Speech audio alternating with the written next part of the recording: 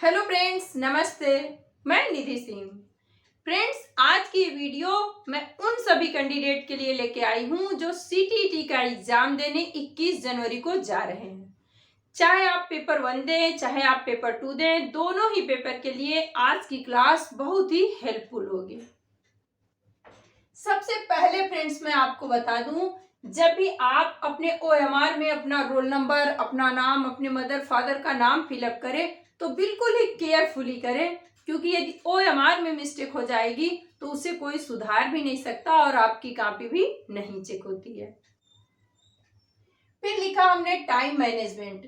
Time management करने के लिए मैं आपको सबसे पहले बता दूं कि आपको पेपर 1 में 5 सब्जेक्ट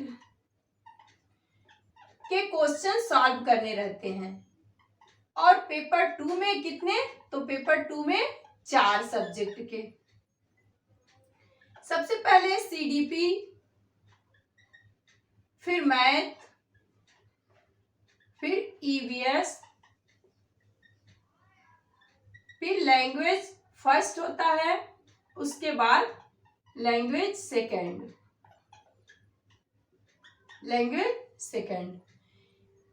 ये 3 सब्जेक्ट 90 नंबर के होते हैं, इन्हें सबको करना रहता है। तो मैं बोलूं आपको सबसे पहले उस सब्जेक्ट को करना चाहिए जिसे आपको अच्छे से आता हो और कम टाइम में करने की उसे कोशिश करें, क्योंकि जो टाइम आप वहां बचाइएगा वो अलग सब्जेक्ट में आप यूज कर सकते हैं। जैसे CDP के क्वेश्चन आपने सॉल्व किया, तो क्वेश्चन सॉल्व करते समय आप सोचे कि आप 25 मिनट में क्वेश्चन को सॉल्व कर लें और बचे 5 मिनट को आप OMR में फिलअप करने में समय दे दें। उसके बाद आप पैसेज वाले क्वेश्चन देखें, लैंग्वेज 1 और लैंग्वेज 2 के, क्योंकि पैसेज में टाइम ज्यादा लेता है। तो इन क्वेश्चन को सॉल्व जल्दी करें, पहले करें। क्यों करें? क्योंकि इससे क्या होगा, वो क्वेश्चन के आंसर वहीं रहते हैं और जब इन्हें हम लास्ट में डालते हैं तो हम घबराहट में वही क्वेश्चन के आंसर उसी पैरे में रहते हैं पर देख नहीं पाते और हमारे क्वेश्चन रॉन्ग हो जाते हैं। फिर आप पैसेज पे ध्यान दें। लैंग्वेज 1 में हिंदी, इंग्लिश और संस्कृत 3 सब्जेक्ट रहता है। इसमें से आप वो अटेम्प्ट करें जो आप अपने एडमिट कार्ड में और हो आपके, और जो आप फॉर्म फिलअप करते समय दिए होंगे। ये क्वेश्चन जो होते हैं 91 से शुरू होकर के 120 तक होते हैं। फिर जो आप फिलअप किए हो वही करेंगे, दूसरे नहीं करेंगे, क्योंकि वहां अदर सब्जेक्ट भी दिए रहते हैं आपके क्वेश्चन पेपर में ही। लैंग्वेज 2 पे हम देखेंगे तो इसमें भी हिंदी, इंग्लिश और संस्कृत दी होती है। इसके जो क्वेश्चन होते हैं वो 121 से 150 तक होते हैं। इसमें भी आप वही अटेम्प्ट करें जो आप फॉर्म फिलअप करते समय किए हो और जो सब्जेक्ट आपके एडमिट कार्ड पे हो। उसके बाद है तुक्का कैसे लगाएं। तो तुक्का लगाने की भी अपनी एक ट्रिक होती है। जैसे आपको लगे आप किसी भी क्वेश्चन में 50-50% श्योर हैं, तो आप जब तुक्का लगाने जाएं, मतलब जो आप गेस लगाएं, तो आप क्या करें, जैसे A, B, C और D दिया है, तो आप कभी भी A पे ना लगाएं और कभी भी D पे ना लगाएं। जब भी आप लगाएं C पे लगा दें और या तो आप A का B पे लगा दें। इन्हीं दोनों के ज्यादातर सॉल्व होते हैं, क्योंकि 50% जब आप कंफ्यूजन में हो, तो यदि आप A B में हो तो आप B पे चले जाएं और आप C D में हो तो आप C पे चले जाएं। और पेपर 1 और पेपर 2 दोनों में ही एक क्वेश्चन बहुत पूछा जाता है।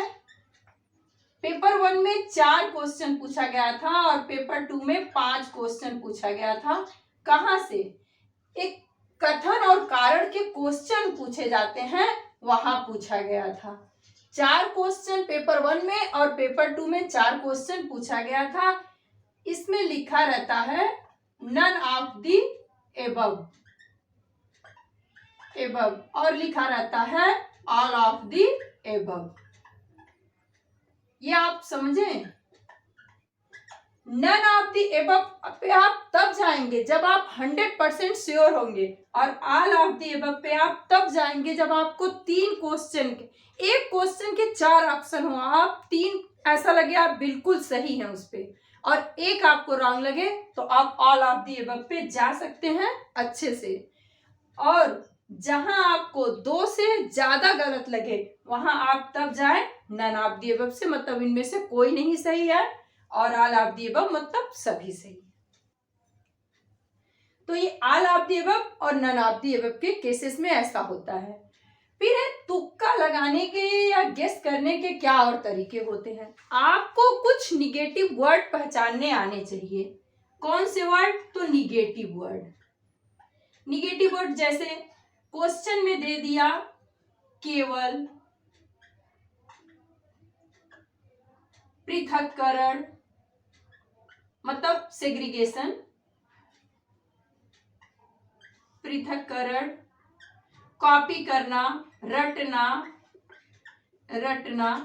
कुछ मतलब निगेटिव वर्ड ऐसे हैं, यदि उनका यूज क्वेश्चन में किया है और ऑप्शन में पूछ रहा है कि कौन सा सही है कौन सा गलत है, तो आप इन वर्ड पे जा करके अपने क्वेश्चन को टैली कर करके सॉल्व कर सकते हैं।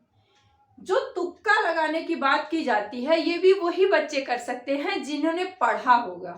ऐसा नहीं है आप कुछ पढ़े भी ना हो और आप तुक्का लगा लें। तुक्का वही लगा सकता है, गेस वही कर सकता है जो पढ़ा होता है। 50% भी पढ़ा होगा वो भी तुक्का लगा सकता है, वो भी गेस कर सकता है। तो ये कथन और कारण के क्वेश्चन ऐसे ही आएंगे, ऑल ऑफ द अबव और none of the above. None of the above पे आप तब जाएंगे जब आप 100% श्योर होंगे, ऑल ऑफ द अबव पे आप तब जाएंगे जब 4 ऑप्शन में से 3 ऑप्शन आपको लगे राइट है, एक रॉन्ग लगे। तो आई थिंक आपको पूरा समझ में आ गया होगा। आज के लिए इतना ही, नेक्स्ट वीडियो में मिलेंगे नेक्स्ट टॉपिक के साथ। यदि नए होंगे तो चैनल को लाइक शेयर और सब्सक्राइब जरूर करिएगा। Bye bye, take.